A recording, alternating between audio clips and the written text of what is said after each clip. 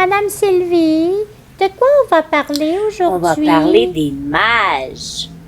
Oh oui, les mages. Moi, je l'aime, cette histoire-là.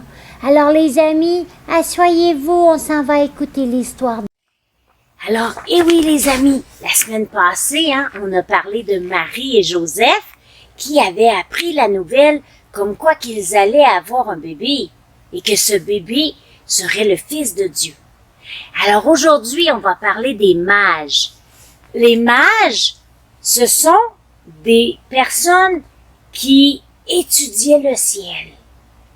Ils regardaient les étoiles et ils essayaient de comprendre des messages dans les étoiles. Un jour, est apparue une étoile spéciale dans le ciel. Et là, les mages, ils s'en sont intéressés. Et ils ont décidé de se préparer à faire le voyage pour aller suivre l'étoile et voir où elle les mènerait.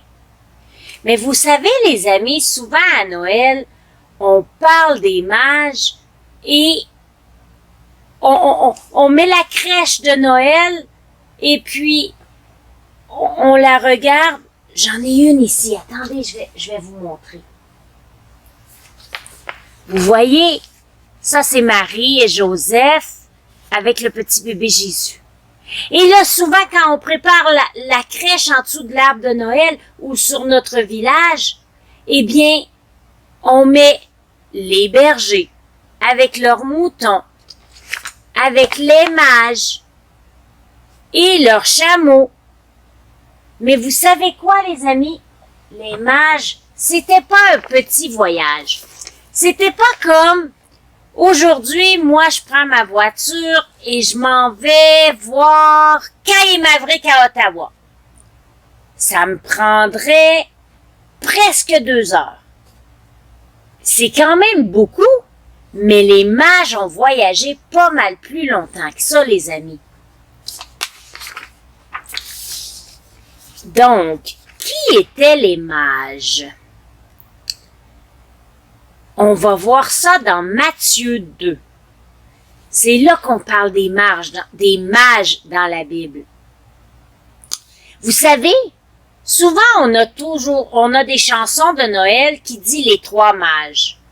Ou on a des films des fois qui parlent de 3 mages, mais la Bible, elle dit pas combien de mages ils étaient.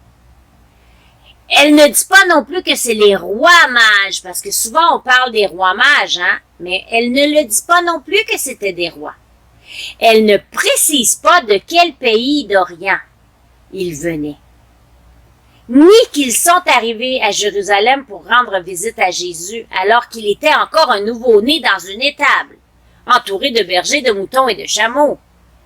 Que dit la Bible au sujet des mages et de leur voyage pour voir le Christ enfant Jésus?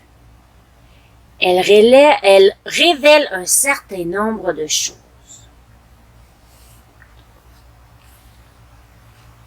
Dans les 4 évangiles, Matthieu, Marc, Luc et Jean, il y a seulement Matthieu qui rapporte la visite des mages. On les appelait les hommes sages. Puis ça vient d'un mot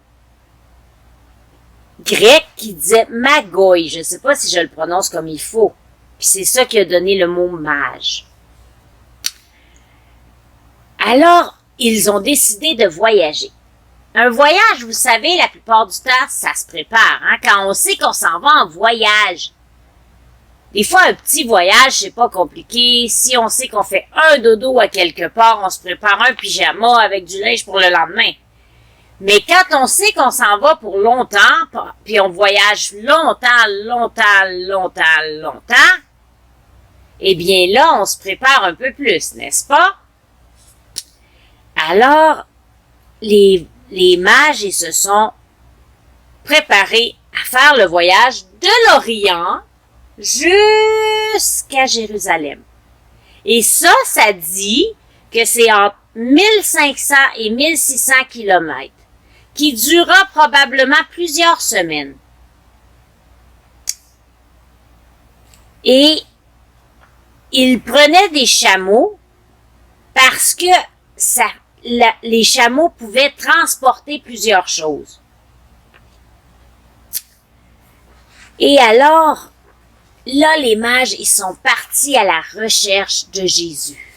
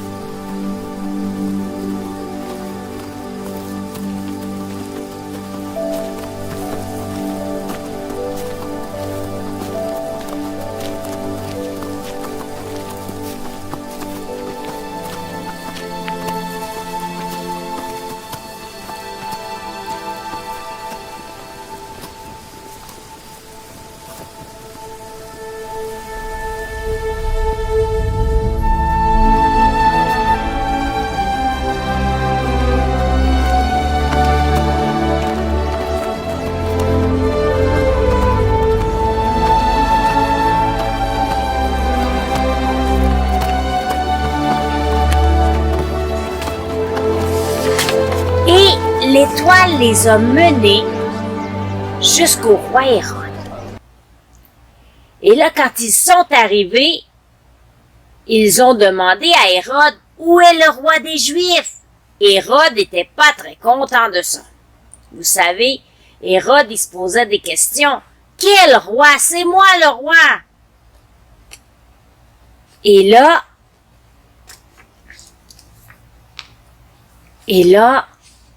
le roi Hérode a dit, « Trouvez-moi ce roi pour que je puisse moi aussi aller l'adorer. » Mais heureusement, quand les mages ont trouvé Jésus, ils ont eu un message de la part de Dieu de ne pas retourner voir Hérode parce que Hérode voulait du mal à Jésus. C'est pas vrai qu'il voulait l'adorer parce qu'Hérode était jaloux. Hérode, il voulait pas d'un autre roi dans son entourage. Et ici, pourquoi on dit que, dans le fond, Jésus n'était plus un bébé? Eh bien, parce que quand l'étoile est apparue à la naissance de Jésus, après ça, les mages, là, ils ont voyagé.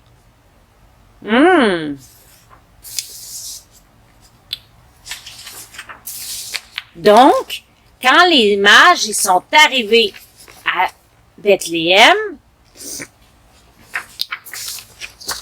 faut que je regarde où je suis rendue.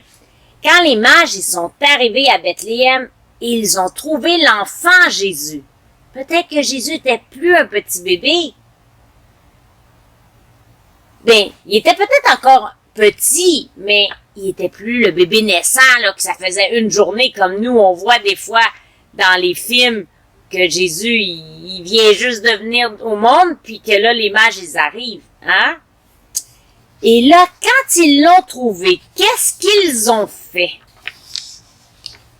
Ils ont offert des cadeaux. Oui, oui. Jésus a eu des cadeaux pour son anniversaire. Il en a eu 3. C'est peut-être pour ça qu'on dit qu'il y avait 3 rois mages. Parce que dans notre tête, on s'est dit, ben, chaque roi mage avait un cadeau. C'est pour ça, je pense, qu'on a dit qu'ils étaient 3. Mais peut-être qu'il y avait plus de mages. Alors, ils ont offert de l'encens. Savez-vous qu'est-ce que c'est, les amis, de l'encens? De l'encens, c'est un parfum qui se dégage.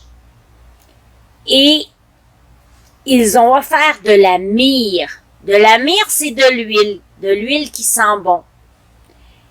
Et ensuite, ils ont offert de l'or pour montrer que Jésus était précieux. Jésus avait une raison spéciale de venir au monde. C'était pas un enfant ordinaire. C'était tellement pas un enfant ordinaire que les mages y sont partis de l'Orient, loin, loin, pour venir l'adorer. Wow! C'est spécial, n'est-ce pas? Eh bien, nous, les amis, aujourd'hui, on peut être un peu comme les mages et on peut avoir envie de dire « Oh Jésus, je t'adore ». Parce que même s'il n'est plus un petit bébé, Jésus est encore vivant et on peut encore l'adorer aujourd'hui. Et on peut encore venir lui offrir les cadeaux.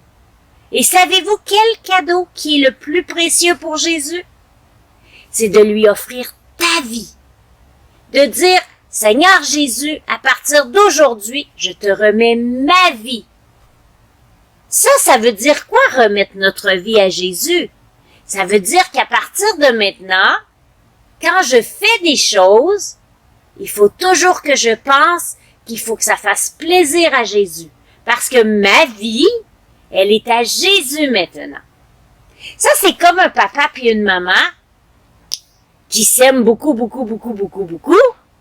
Eh bien, des fois, le papa, il va dire, moi là, je me suis marié avec ma femme et je veux lui faire plaisir.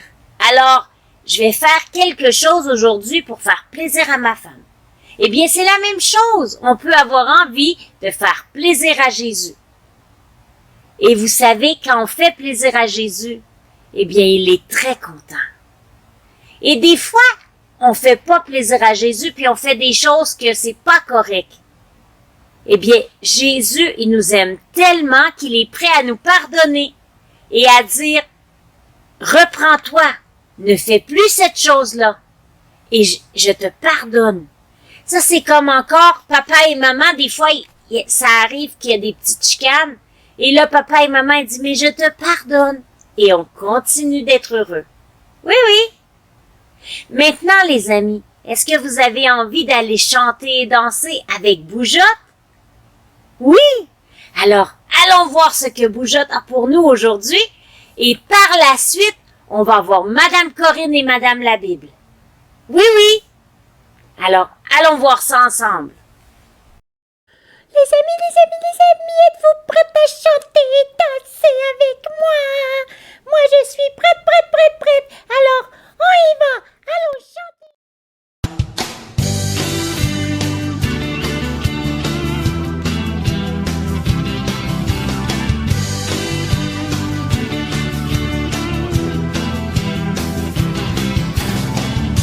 Nous voulons voir Jésus élevé,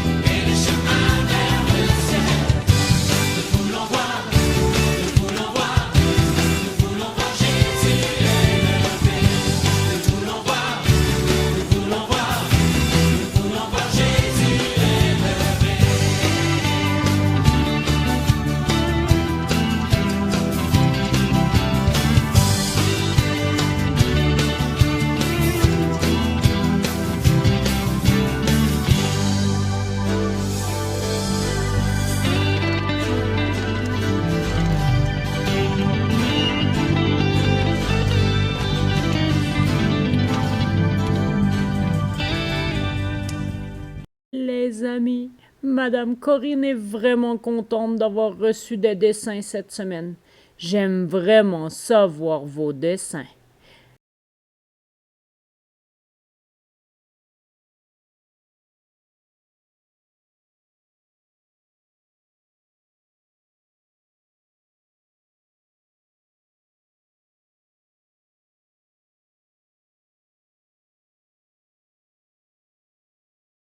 Eh bien, maintenant, allons voir celui que vous allez faire la semaine prochaine.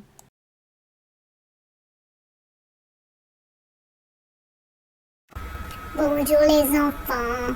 Alors oui, cette semaine, on a vu les rois mages qui ont donné des cadeaux à Jésus. Alors voici le verset. Il y a plus de bonheur à donner qu'à recevoir. Ça, c'est dans Acte 20, 15. Alors oui, les amis, vous devriez être heureux d'avoir à donner un cadeau plutôt que de recevoir, même si c'est le fun de recevoir. Alors les amis, voilà, c'est tout pour aujourd'hui.